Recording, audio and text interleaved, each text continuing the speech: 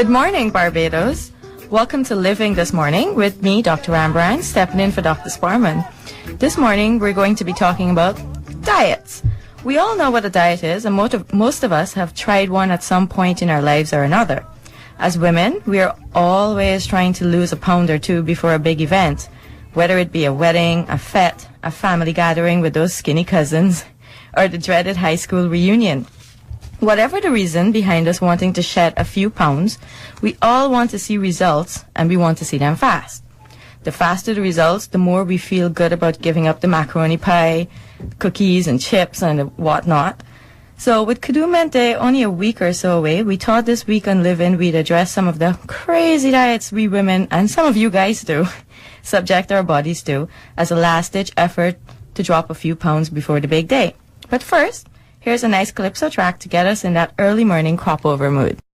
So that was Peter Ram with Peter Pan, a favorite of a friend of mine. Morning, Jen. So this morning we're talking diets. First off, let me just say, as a doctor, I have to stress, the healthiest way to lose weight is with a healthy, balanced diet and exercise. Dropping 10 pounds in a week is not a healthy way to lose weight. But on that note, this morning we're going to look at some of the most popular crash diets and break them down for you. Also, stay tuned for a couple of quick tips for giving the illusion of weight loss before your big event. If you're sitting at the computer now and type in quick weight loss diets, it will come up with over 6.5 million results. So this morning, let's break a few down. First, let me just define a fad diet.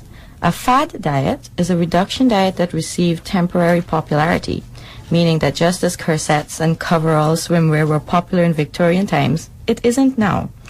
But in the 1930s, the most popular diet was smoking. Since then, we know that smoking leads to a whole host of problems, including infertility, heart disease, lung cancer, so that is definitely no longer recommended and not the best option. In the 1950s, the best weight loss diet was said to be prayer. Introduced by Reverend Charlie Shedd in diet books before he lost 100 pounds, he stated that it wasn't physical hunger people were feeling, but spiritual. Following on from this in the 1960s was the infamous cabbage soup diet. Infamous, as most people know a woman who has tried this extreme calorie-restricting diet or have had to live with someone who has. This diet causes flatulence. The 1960s were also the decade Weight Watchers was born, which advocated slow weight loss through a healthy lifestyle.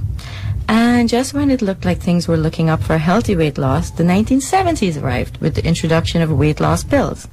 However, most of these were pretty bad for your health, and after some extreme cases of heart disease, internal damage, and death, a number were pulled from the shelves.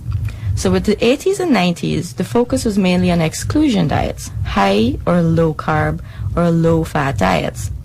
So this brings us today with some diets being healthier than others.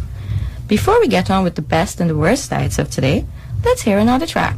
This time by my favorite artist. Here's Mika with Relax, Take It Easy. Welcome back. That was my absolute favorite song in the world, Mika with Relax, Take It Easy. And today we're talking diets.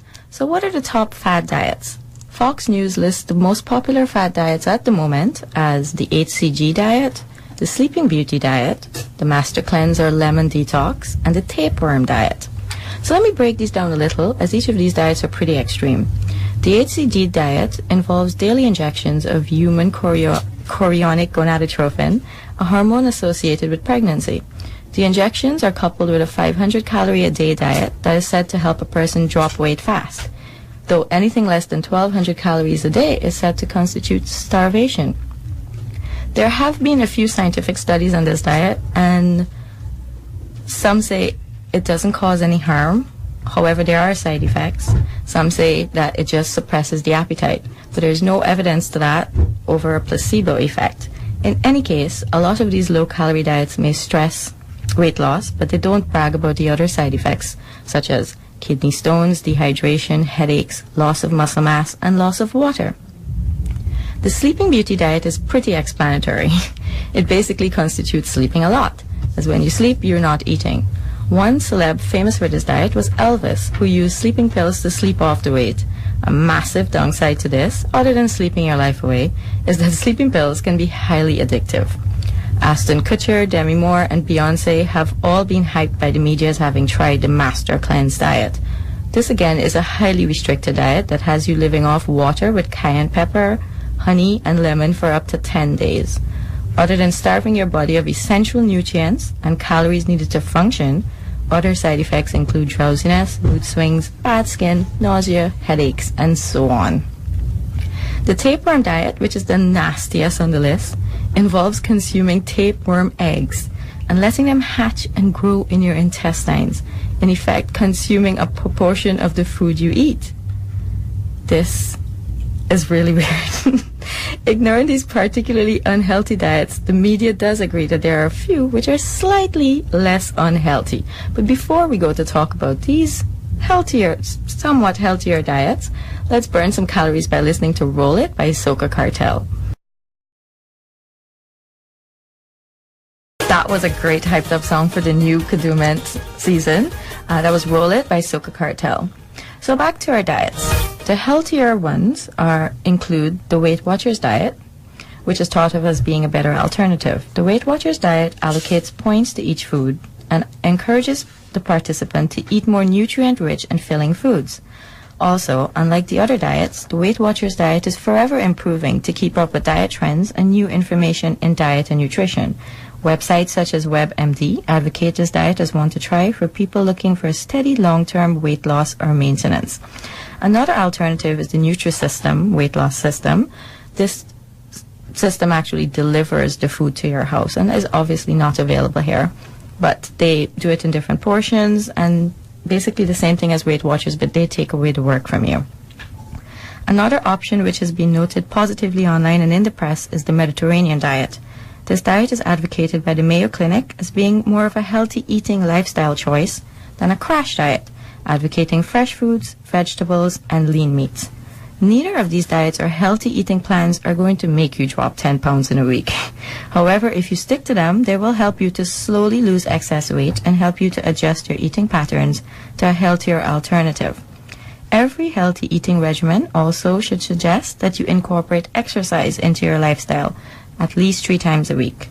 Before we close off this week, there are a few last-minute tricks you can use to give the illusion of weight loss. Now, this isn't fat loss. However, it may make you look as though you have dropped a few pounds. For 3 or 4 days leading up to a big event, avoid sugar and sugary foods, and foods high in salt and or refined carbohydrates.